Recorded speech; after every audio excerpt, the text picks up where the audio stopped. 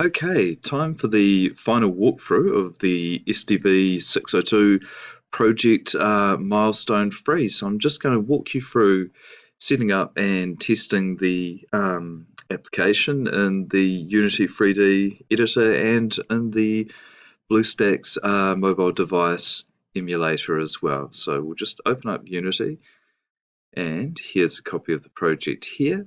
So of course you should just start with it as is and just be able to click start here. If for some reason in transit you open up on a different scene, then I would suggest going into scenes, going through the scenes, but always start on the title screen. Essentially that's the build order of the game, and it's also where a lot of stuff is happening, and you'll see it's also where we've got a bunch of UI elements in here for testing some of our remote server functions.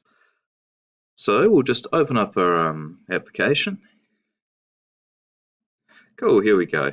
Now, essentially, I suffered from a bit of a run out of time situation, and I wasn't able to implement the remote database throughout the game, and was not able to implement the excuse me, the multiplayer through remote server.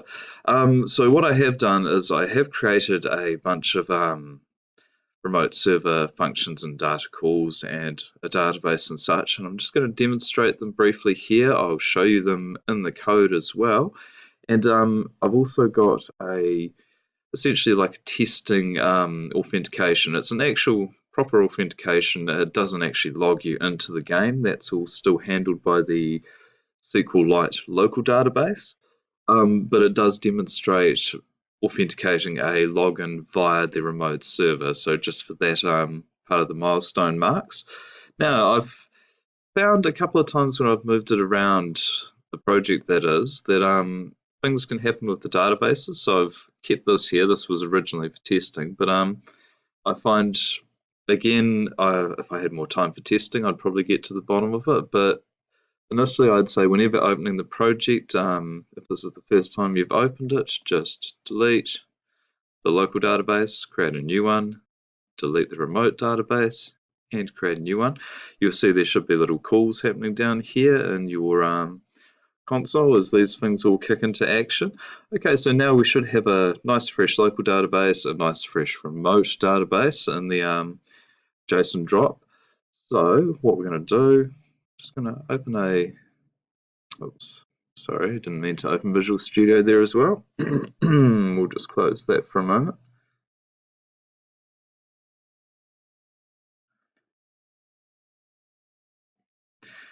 Lovely, there we go. So we're just going to keep the console log open here for a moment. Okay, so first of all, we're going to add a remote user. So you can see here all our various things going on. We're creating tables in the remote database. These are all of our calls going on there. Not quite sure what that is. We're just going to ignore that. So yeah, so we've just created a new test user just by clicking add remote user here. So I'm just going to get the data for this user, and here we go, test user, password. So just as a proof of concept, essentially, we've added a user to our user table, got his data. Now we're going to just validate this through clicking on our remote test here. Sorry, I'm just going to close that console window. So you can see we've got a login UI here, and you can see here's our credentials for our actual user that we have. But just for proof of concept, we're just going to enter a bit of junk here, try and log in, and we're going to get, oh no, incorrect username. So let's say do the correct username, which we can see is test user here, and then we're going to some random password. Then we get an incorrect password. So first time lucky, we're going to actually do the proper thing, test user and password. Boom, and then we get our validation of a successful login. So yeah, unfortunately, it doesn't actually take us into the game. All of that sort of thing would still be handled by the logic and the tables in the SQLite. So you can still go through and play the game. Just jump back in. So we'll just have to create a new user because we've got a nice, clean, fresh database.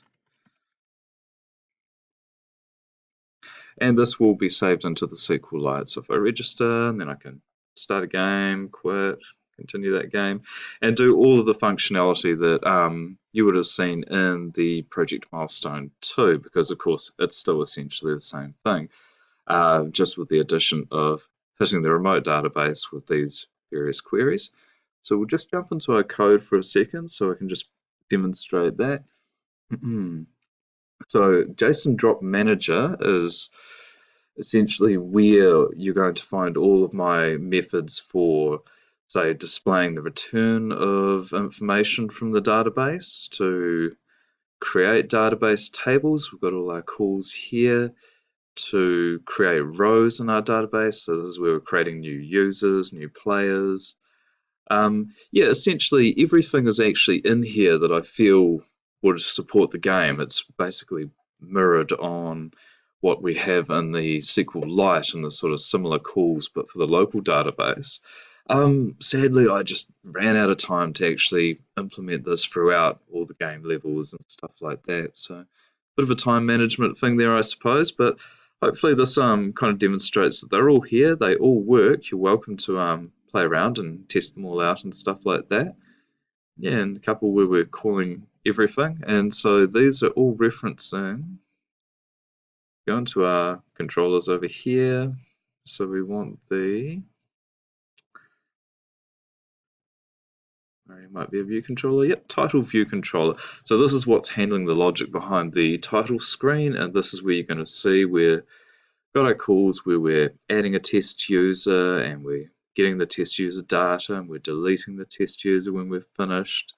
It's also where we're linking off to our test login scene, and we have our various calls here for clearing and creating the local and the remote database. So yeah, so that's all held in Title View Controller, which kind of handles the logic of that, but everything else you're going to find under our network. So that's JSON Drop Services is there, and that's where we're handling, yeah, the, JSON Drop Manager. Drop Service, of course, is the based on the original script that Todd providing a lot of the infrastructure behind our JSON calls to the remote server. But yeah, JSON Drop Manager, is where you're going to find a lot of that logic there. Cool. Okay, so we're just going to close this all down now. Hopefully that serves as a proof of income. I would just suggest when you first open it, just delete and recreate those databases. I think something funny happens there when it's being transferred or something like that. So, okay, so we're just going to close down Unity now, and once that closes down, and what we're going to do is open up BlueStacks editor, and I'm assuming you have BlueStacks, Todd. So, and you'll find in the project folder there is both SOS-mobile, which is an APK, and just SOS, which is the Unity 3D. So we're going to open up the mobile here, which is one I prepared earlier, and as I said, is included in the project. Brilliant. So we're just going to pop that in there. Just give it a moment to find it. And this is just to demonstrate the ability to use the sensors in a mobile device. So we'll just open this up and briefly demonstrate how that works. It's taking a moment.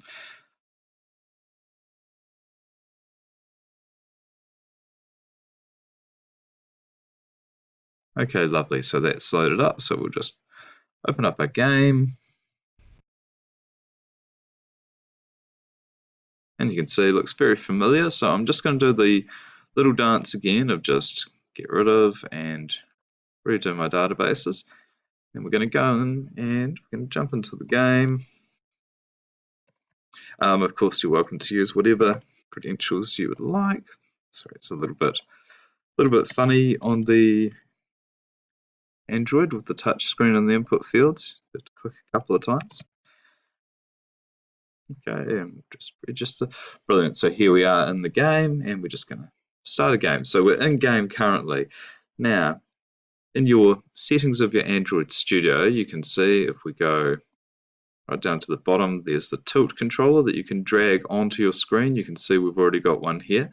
And I've set this one up to go on the directional keys of my keyboard. Of course, you won't be able to see this input, but essentially when I run the game, what I'm going to do is I'm going to simulate a shake or a tilt, and I'm just going to use the directional keys on my keyboard to tilt, essentially tilt the phone around and shake it around and stuff. And boom, there we go. So straight away, this is what we wanted to see. Essentially, a tilt or a shake is going to open what will be a help menu in further development. So we can jump into the game, and again, we can just give it a bit of a shake. And so just by doing that, and you'll find you can do that with pretty much every direction key, that you can, open up that help menu. So that's just a proof of concept with accessing mobile sensors. Interestingly enough, I was originally going to base this on the shake function here, and you can see that actually works, but you can also see it's actually really buggy.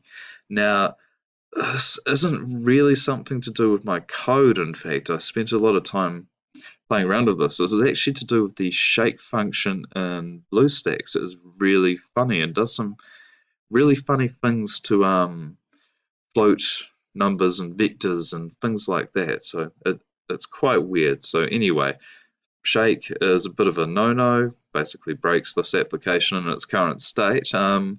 Just because, it does really funny things to those values. So anyway, so hence why I originally tried to get this implemented, had a lot of drama with it, and eventually went back to, okay, we're just going to set it up to respond to a bit of a vigorous tilt sort of a thing. So yeah, anyway, it's a proof of concept. Just shut that one down. So yeah, essentially, I hope that you're able to open up both of those applications with no issues and have a good old play around. I cannot guarantee that there are no bugs in there. Things were pretty tight on the time frame towards the end there, so probably not as much testing got done as would be ideal, but yeah, hopefully some of the functionality is there. And yes, again, sadly, just did not make it into pushing the remote data usage through the entire application and also kind of bringing in that multiplayer aspect. So yeah, sadly, just ran out of time, but hopefully next time we'll get something like that implemented. Anyway, hope you enjoyed and